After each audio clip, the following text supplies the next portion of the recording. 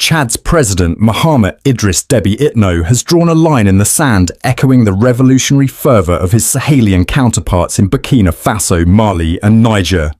On Thursday, Déby took a historic stand against the United States' latest act of arrogance, a travel ban imposed by President Donald Trump on nationals from 12 countries, 7 of which are African, including Chad. In a powerful statement posted on X, Déby declared, "I have instructed the government to act in accordance with the principles of reciprocity and suspend the granting of visas to citizens of the United States. Chad has neither planes to offer, nor billions of dollars to give, but Chad has its dignity and pride." This is not just a diplomatic tit for tat. It is a clarion call for African sovereignty, a rejection of Western hegemony, and a bold step toward a future where Africa dictates its own destiny. Déby's decision to suspend visas for American citizens is a direct response to Trump's travel ban, announced on June 4, 2025, and set to take effect on Monday, June 9, 2025. The ban targets nationals from Chad, Congo-Brazzaville, Equatorial Guinea, Eritrea, Libya, Somalia, Sudan, and 5 other non-African countries, citing the need to protect the US from foreign terrorists. But let us strip away the veneer of this rhetoric. The ban is a discriminatory policy rooted in a long history of Western disdain for African nations, designed to keep Africans in a perpetual state of submission. Chad's response is a resounding refusal to bow before this latest act of imperialist overreach. By invoking reciprocity, Déby is asserting that African nations are not inferior but equal players on the global stage, capable of responding to insults with strength and dignity. This move comes just months after Chad took another monumental step towards sovereignty by terminating its 65-year military pact with France on January 31, 2025, ending a 125-year French military presence in the country.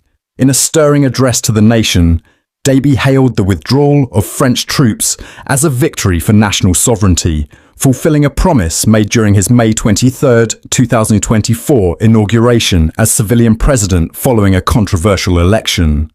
This was no small feat for a nation long positioned as a linchpin in Western counter-terrorism efforts in the Sahel, a region plagued by jihadist insurgencies that Western interventions, namely France's Operation Barkhane and the US's military presence, have failed to quell. Instead of fostering stability, these foreign troops have often exacerbated local tensions, fueling resentment among populations who see them as occupiers rather than allies. Déby's actions reflect a growing realization among African leaders that Western partnerships are often a guise for exploitation. France, for instance, maintained a significant military presence in Chad since its independence in 1960, using the country as a staging ground for operations across the Sahel while extracting economic concessions. The expulsion of French forces, coupled with the visa suspension for US citizens, signals that Chad is no longer willing to play the role of a Western puppet. Déby's statement on X, emphasizing Chad's dignity and pride, resonates with millions across Africa who are tired of being treated as pawns in the West's geopolitical chess game. Chad's bold moves are not isolated but part of a broader movement sweeping the Sahel, where Burkina Faso, Mali and Niger have emerged as torchbearers of African sovereignty. These nations, led by military leaders who seized power through coups between 2020 and 2023, have formed the Alliance of Sahel States, AES, a bloc that prioritizes regional cooperation, economic independence, and freedom from Western interference. The AES, established in September 2023, represents a radical departure from the neo-colonial frameworks that have long dictated Africa's place in the global order. By expelling French and US troops, forging strategic partnerships with non-Western powers like Russia, and creating a 5,000-strong joint military force to combat jihadist threats, the AES has ignited a spark of hope across the continent. At the forefront of this movement is Captain Ibrahim Traoré, Burkina Faso's charismatic and fearless leader, whose fiery rhetoric and uncompromising stance have made him a symbol of Pan-Africanism. Traoré, who came to power in a September 2022 coup at the age of 34, has become a voice for a generation of Africans fed up with Western exploitation. In his speeches, he has fearlessly exposed the West's duplicity, warning African leaders of the dangers of dependency. At the 2023 Russia-Africa Summit in St. Petersburg, Traoré declared, "The West changes its colours anytime you go against them. They impose sanctions, thinking they will cripple our nations, but we are stronger than their threats. Africa must stand on its own feet, united and proud." His words cut through the facade of Western benevolence, revealing a system that thrives on Africa's subjugation while plundering its resources. Traoré's leadership has galvanized Africans, particularly the youth, who see in him a leader unafraid to challenge the neo-colonial order. Under his guidance, Burkina Faso has taken bold steps to reclaim its economic sovereignty, nationalizing key industries such as gold mining to ensure that the country's vast mineral wealth benefits its people rather than Western corporations. In 2024, Burkina Faso's government seized control of several gold mines previously operated by foreign companies, redirecting profits to fund education, healthcare, and agricultural self-sufficiency. Mali and Niger have followed suit, with Mali taking control of its gold production and Niger renegotiating uranium contracts to prioritize national interests over French demands. These actions have struck a chord with Africans who have long watched their continent's wealth siphoned off to fuel Western economies. On X, the sentiment is clear. Africans are rallying behind the AES. Users like Orman Natalie have praised the alliance as a beacon of hope for a continent seeking to break free from Western domination. Posts celebrating Traoré's leadership often highlight his commitment to empowering Burkina Faso's youth, with initiatives like vocational training programs and agricultural cooperatives gaining widespread support. Similarly, Mali's junta, led by Colonel Goïta, has invested in local infrastructure, building roads and schools to demonstrate that African governments can deliver for their people without Western handouts. Niger's General Chiani has focused on youth empowerment, launching programs to combat unemployment and promote entrepreneurship. These efforts resonate with a continent tired of leaders who prioritize foreign interests over their own citizens. Chad's interest in joining the AES, signalled by Presidential Advisor Ali Abdelrahmane Hagar and Minister of Communications Gassim Sherif, marks a pivotal moment in the Sahel's geopolitical landscape. In an interview with Sputnik, Hagar emphasized Chad's shared cultural and historical ties with Burkina Faso, Mali and Niger, noting that their commitment to intense sovereignty and the fight against poverty aligns with Chad's aspirations. He highlighted the potential for regional cooperation in critical areas such as road construction, oil transport, and the creation of free trade zones, which could boost economic independence and reduce reliance on Western markets. Hagar also warned against intercommunity conflicts, describing them as the hand of the foreigner and a tool of neo-colonialism to destabilize the region. This vision of a united Sahel, free from Western interference, is a direct challenge to the neo-colonial order that has kept Africa fragmented and dependent. Chad's potential membership in the AES would strengthen the alliance, creating a formidable bloc of nations with shared goals and a collective resolve to chart their own course.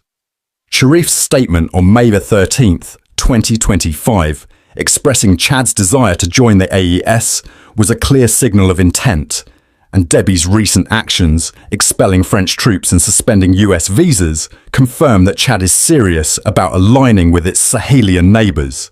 Debby's visits to Burkina Faso and other AES countries in recent months further underscore this shift, as he seeks to learn from and contribute to the alliance's vision.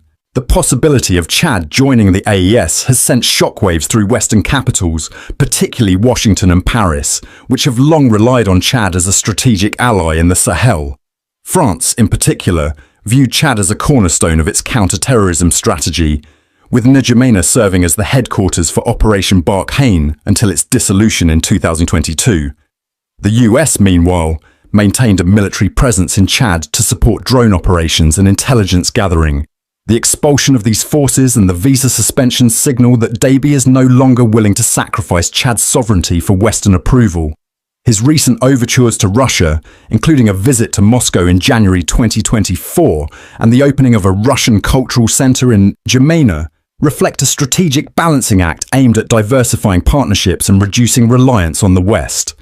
This approach mirrors that of Burkina Faso, Mali and Niger, which have deepened ties with Russia to counter Western influence without fully aligning with any single power.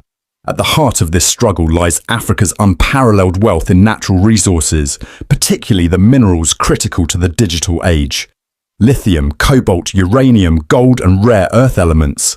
Africa holds vast reserves that are the lifeblood of the West's technological ambitions. From smartphones to electric vehicles to artificial intelligence, these minerals are the backbone of the digital world, powering the global economy's transition to a technology-driven future. Yet for centuries, Western powers have plundered Africa's resources while leaving its people in poverty, perpetuating a cycle of exploitation that began with the slave trade and continued through colonialism and neo-colonialism. Captain Traoré has been vocal about this injustice, warning African leaders of the West's insatiable appetite for Africa's wealth. In a 2023 speech in Ouagadougou, he declared, "The West wants what is on African soil to fund their new digital world. Without our minerals, their technology means nothing. They will do anything to keep us under their thumb, sanctions, coups, wars, but we will not yield." His words resonate with a growing awareness among African leaders and citizens that the continent's resources are its greatest leverage. Burkina Faso's nationalization of gold mines, Mali's control over its gold production, and Niger's push to renegotiate uranium deals with France are bold steps toward reclaiming economic sovereignty. Chad, with its oil reserves and untapped mineral potential, is poised to follow this path. By aligning with the AES, Chad could join a bloc that prioritizes resource sovereignty and regional cooperation over Western exploitation. The West's desperation for African minerals is evident in its actions.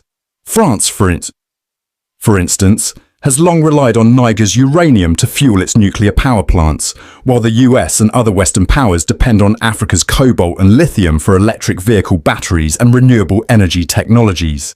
Yet, these resources have rarely benefited the African people.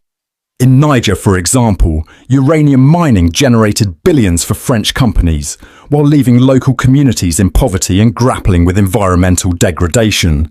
The AES's push for resource nationalization threatens this status quo, prompting Western powers to resort to sanctions, travel bans, and other coercive measures to maintain control.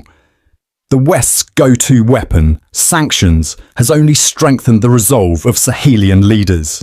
Traoré has repeatedly called out sanctions as a tool of neo-colonial control, designed to cripple nations that dare to defy the West.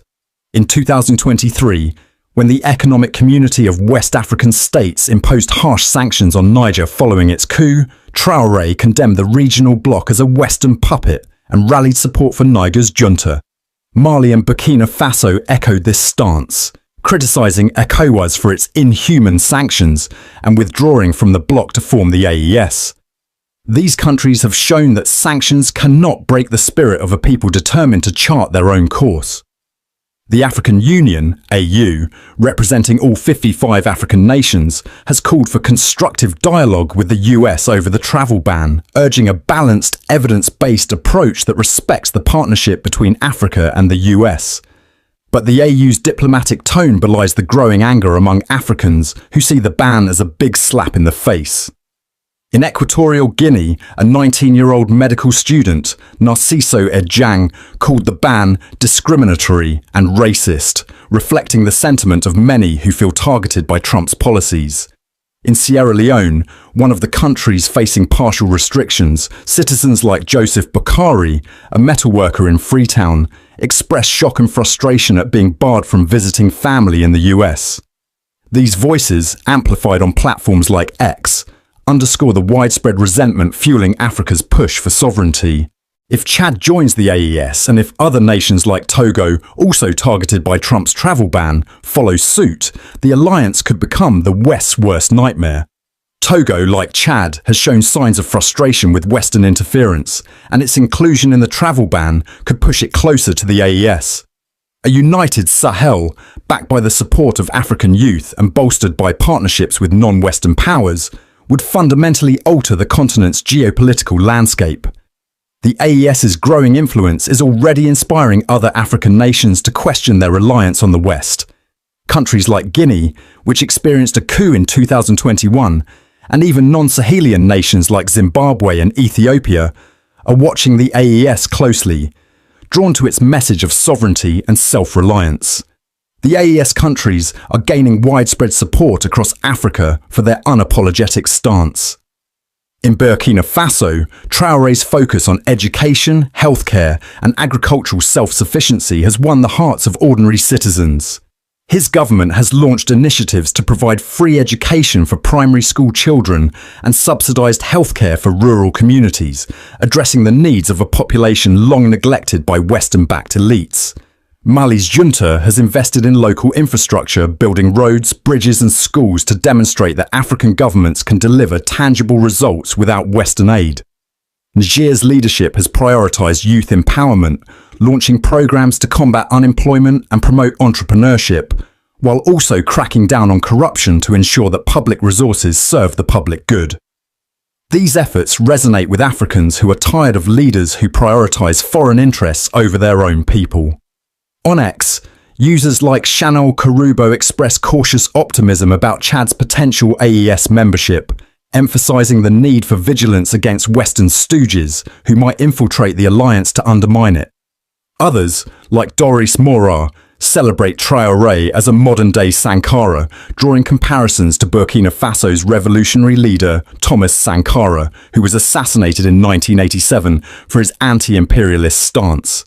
The AES's commitment to putting Africans first is winning hearts and minds, not just in the Sahel but across the continent and the diaspora. Africa lacks nothing. Its soil is rich with resources, its people are vibrant and resilient, and its potential is limitless. Yet, for too long, the West has perpetuated a narrative that Africans are nothing without their aid, their troops, or their approval. This lie has been used to justify centuries of exploitation, from the slave trade to colonialism to the modern era of neo-colonialism. The transatlantic slave trade stripped Africa of millions of its people, while colonialism carved up the continent to serve European interests. Today, neo-colonialism operates through subtler means: economic dependency, military interventions, and cultural domination. But its goal remains the same: to keep Africa subservient. Leaders like Traoré, Goïta, Chiani, and now Déby are dismantling this myth. They are showing the world that Africa is not a continent to be pitied, but a powerhouse to be respected. Africa's resources, gold, uranium, cobalt, lithium, oil and more, are the backbone of the global economy. Its population, with a median age of 19, is the youngest in the world, brimming with energy and potential. Its cultural heritage, from the ancient kingdoms of Mali and Songhai to the vibrant traditions of modern Africa, is a source of pride and inspiration. As Traoré declared in a 2024 speech, Africa lacks nothing. Our soil is rich, our people are capable, and our spirit is unbreakable. The West makes us feel like we are nothing, but we are everything. If we unite, nothing can shake Africa. If African leaders unite, as Traoré has urged, the continent will become an unstoppable force. A united Africa, with its 1.4 billion people, vast natural resources, and strategic geopolitical position, would emerge as one of the most powerful continents in the world. The AES is a step toward this vision, a model of regional cooperation that prioritizes African solutions to African problems. By rejecting Western military presence and asserting control over their resources, Burkina Faso, Mali, Niger and potentially Chad are laying the foundation for a new era of African self-determination. This vision aligns with the dreams of Pan-Africanist giants like Kwame Nkrumah, who called for a United States of Africa, and Patrice Lumumba, who sacrificed his life for Congo's independence. Today, the AES is carrying forward their legacy, proving that African unity is not a dream, but a tangible reality. The West's treatment of African leaders as nothing is coming to an end. Trump's travel ban, like the sanctions imposed by ECOWAS and the military interventions of France and the US, is a desperate attempt to maintain control over a continent that is slipping from their grasp. But Africa is rising, and its leaders are no longer willing to play by the West's rules. Chad's suspension of US visas, its expulsion of French troops, and its flirtation with the AES are not just acts of defiance but a declaration of independence. These moves signal that Africa is ready to take its place as an equal partner on the global stage, not a subordinate to be dictated to. Captain Traoré's fearless lectures to the West have become a rallying cry for Africans everywhere. In a 2024 speech in Ouagadougou, he declared, "Africa will not be a playground for imperialists. We will not be their pawns. We will build a great continent, and no one will stop us." His words echo the dreams of Pan-Africanist icons like Thomas Sankara, who envisioned a Burkina Faso and an Africa free from foreign domination. Traoré's commitment to empowering his people, from nationalising resources to investing in education and healthcare, is a blueprint for what African leadership can achieve when it prioritises its own people. The West's attempts to divide and conquer through sanctions, travel bans and military interventions will fail in the face of a united Africa. The AES's growing influence, coupled with the support of African youth and the diaspora, is a testament to the continent's resilience. On X, users like Mbuya call for a new Africa, where leaders like Traoré and Déby inspire others to stand tall. "The West thought they could keep us down forever," one user wrote, "but we are rising, and they can't stop us." The time for African unity is now. Chad's bold moves, alongside those of Burkina Faso, Mali and Niger, are a wake-up call for every African leader, every African citizen, and every member of the diaspora. The AES is not just a regional alliance, it is a symbol of what Africa can achieve when it stands together. If Chad joins the AES, and if other nations like Togo, Guinea, or even non-Sahelian countries like Zimbabwe and Ethiopia follow suit, the continent could forge a new path, free from the shackles of neo-colonialism. Let this be the rallying cry for the continent. Africa is not nothing, Africa is everything. Its resources power the world, its people shape the future, and its spirit is unbreakable. If African leaders unite, if the AES grows, and if the continent embraces its potential, Africa will emerge as one of the most powerful continents in the world. The days of kneeling before the West are over.